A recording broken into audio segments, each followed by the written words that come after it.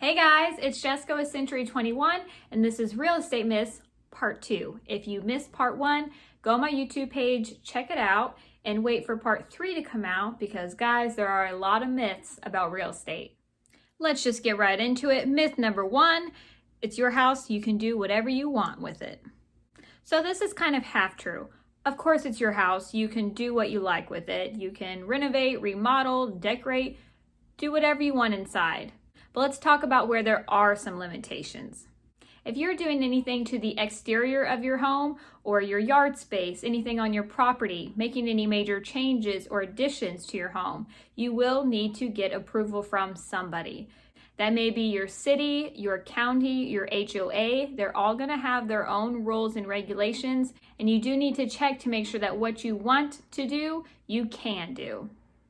Myth number 2, you only need a down payment.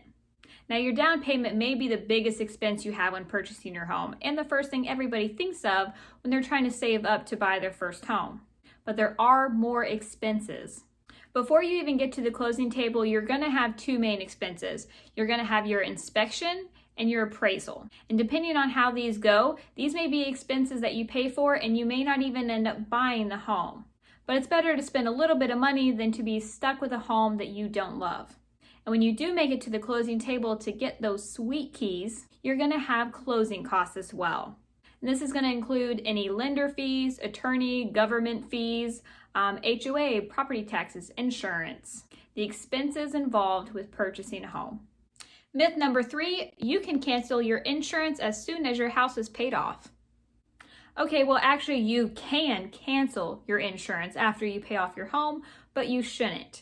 For those of you that don't know, whenever you purchase a home, if you are getting financing, the lender is going to require you to get homeowners insurance to protect their asset just in case anything happens, because homes are very expensive to replace. And once you pay off your home, you don't technically have to have insurance anymore. However, that does not mean you should drop your insurance. As all insurance goes, it's not needed until it's needed.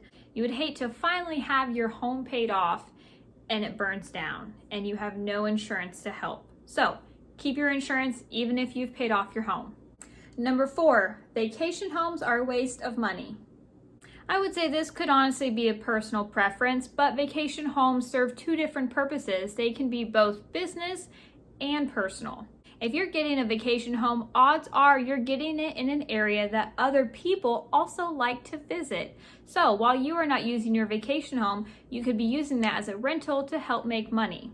And even if you don't want to go through the hassle of using it as a rental or have other people in your home or upkeeping with a property management group, many people still say a vacation home is worth it because it allows them to have their own property in an area they love where they get to make memories.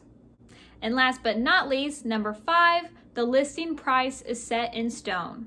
If you've bought a home before, then you know this is not true. Buying a home is not like going into a retail store. The price on the home is not the set price. It's also not like going to a car dealership where you're only going to negotiate downwards.